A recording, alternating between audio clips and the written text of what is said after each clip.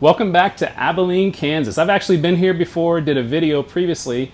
I visited the Eisenhower Museum, visited a couple other really cool places here in Abilene. It's a very historic kind of western town. If you want to learn more, please watch that video. But today we're here on the Smoky Valley Railroad. We're going to take a ride on the railroad from here to Enterprise, Kansas and back.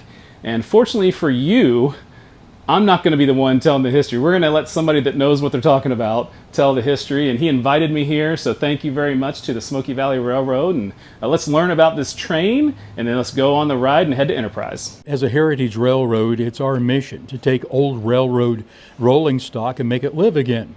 And so the cars on our train have all worked for other railroads. We have two primary cars that we use. One is an old wooden passenger car that was made for the Missouri, Kansas, and Texas Railroad in 1902, back when most railroad cars were made out of wood. And it is a real relic of the past, because railroad cars were primarily made out of wood because, well, wood was considered to be a superior form of craftsmanship, but it was also cheaper than steel cars. And so that car takes us back to that era. The other car was made for the Chicago and Northwestern Railroad. It's the one that we're sitting in right now. And it was made for a passenger train called the Twin Cities 400. And this was a special car on that train because it was a lounge car. It didn't have regular passenger seats in it. It had lounge chairs. There was a ladies' powder room on this car. And what we now use for a galley kitchen on the car was at one time a smoking lounge. So if you rode in this car on the Chicago and Northwestern Railroad, you had some money. Long time ago, back in the 70s. But yeah. Well, that was a good time. That was a good time. Yeah. It was. Good to have you on the train with us today. Which way's better? That one's cooler. We'll go that way.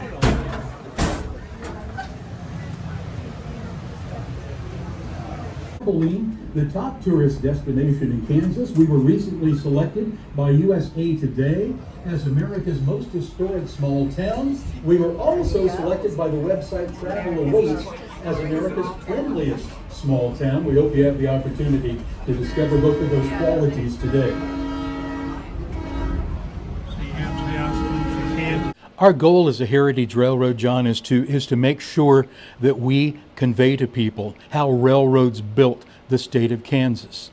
It's something we've been doing for 33 years. Last year, the Kansas legislature named us the state's official heritage railroad.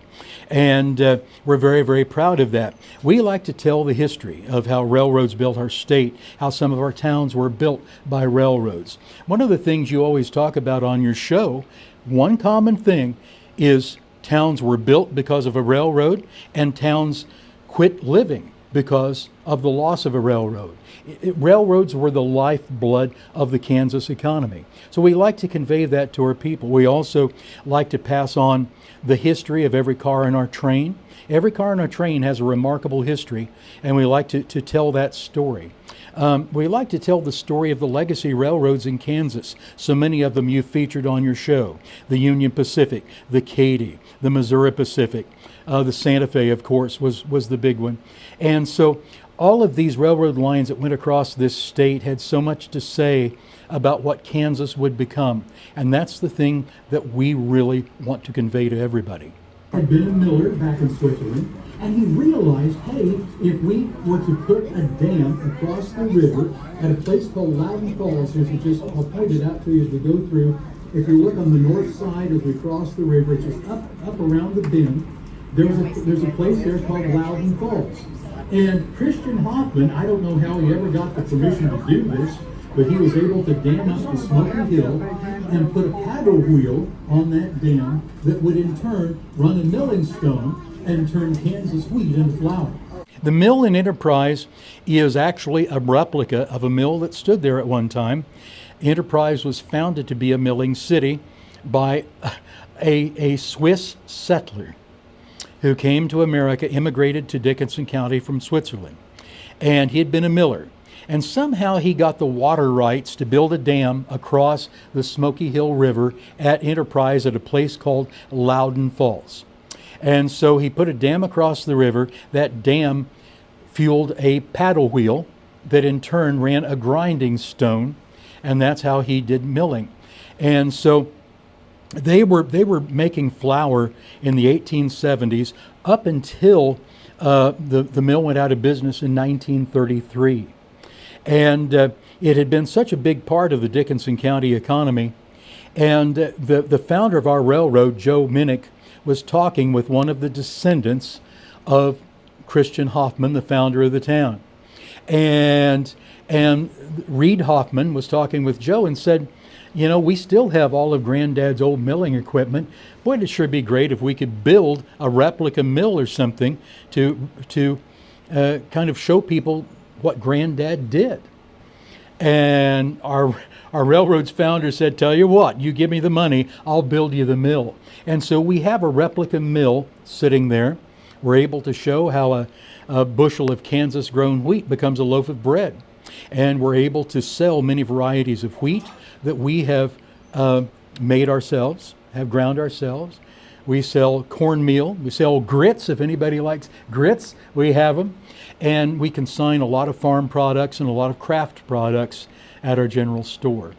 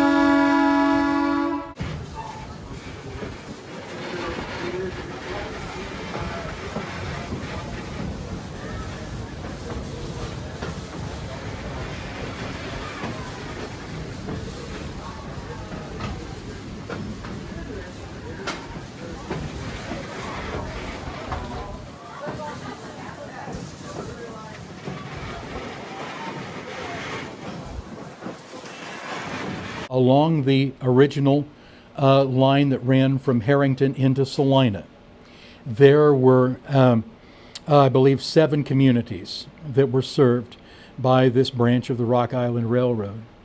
And all of those towns between Enterprise and Harrington have dried up. From Enterprise on east, those towns still remain. So, of course, Abilene, going on into Solomon, going on into New Cambria, and finally Salina. Those towns are all still there.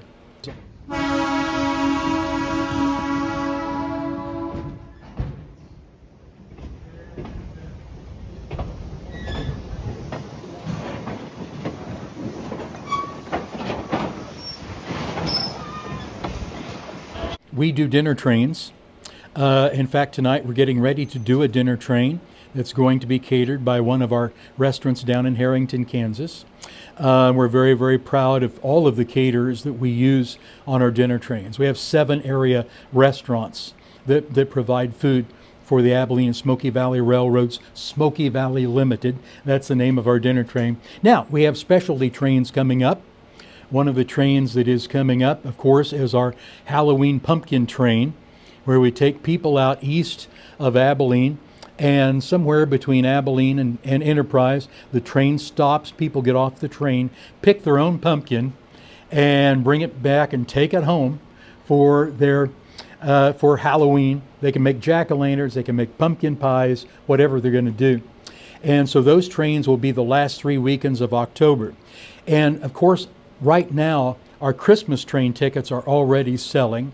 The Smoky Valley Limited becomes the Cowtown Santa Express. And the Cowtown Santa Express will run 52 trains this year. Last year we ran 4,600 passengers through our Christmas train. We hope to draw even more this year. And Santa and his wife are on the train. We serve hot chocolate and cookies. Our train is beautifully decorated, and it's a great way to celebrate the holidays. Our website is asvrr.org, not .com, but .org. So ASVRR, Abilene Smoky Valley Railroad is what that stands for, .org. And that's how you get your tickets. I was in radio for many years. I started college teaching, and I taught for 20 years at Kansas State University. And so one day, a friend of mine who I used to know when I was in the broadcasting business in Norton, Kansas, she was the head of the Convention and Visitors Bureau here in Abilene. When I used to own the radio station in Norton, she was the manager of our Chamber of Commerce. And so we got to talking about tourism and things, and I just mentioned that I really love trains. And she said, "Why don't you come over and volunteer for our train in Abilene?" I said, "You mean I can?" She said, "Yes." So I've been a volunteer now on the Abilene Smoky Valley Railroad as a narrator for 11 years. 3 years ago, when I retired from K-State, I was the head of the journalism school at the time I retired. And I was looking for something to do, so I was going to keep my service up for the Abilene Smoky Valley Railroad, and the railroad needed other things done. They needed somebody to help them write grants.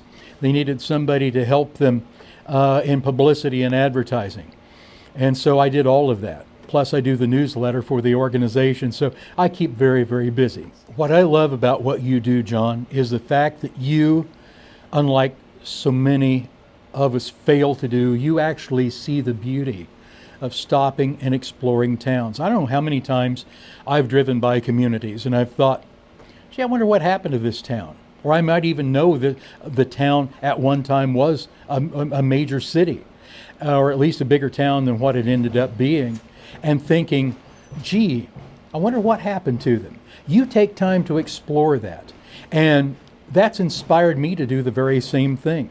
And I visited so many places in Kansas because you've been there. And I think all of us can take a lesson from doing that. There's a lot to understand about towns and cities and communities, how they're tied together, how they're linked, how they're tied together economically. And if we can see the beauty in that, there's so much that we can learn just by stopping and looking. And thanks to Steven for letting me stop and look and ride the Abilene Smoky Valley Railroad.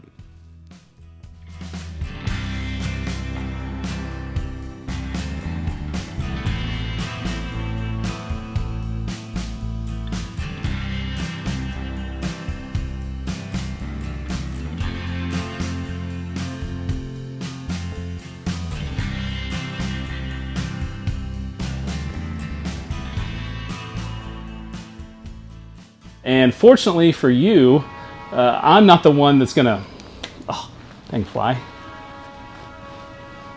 Let's start over.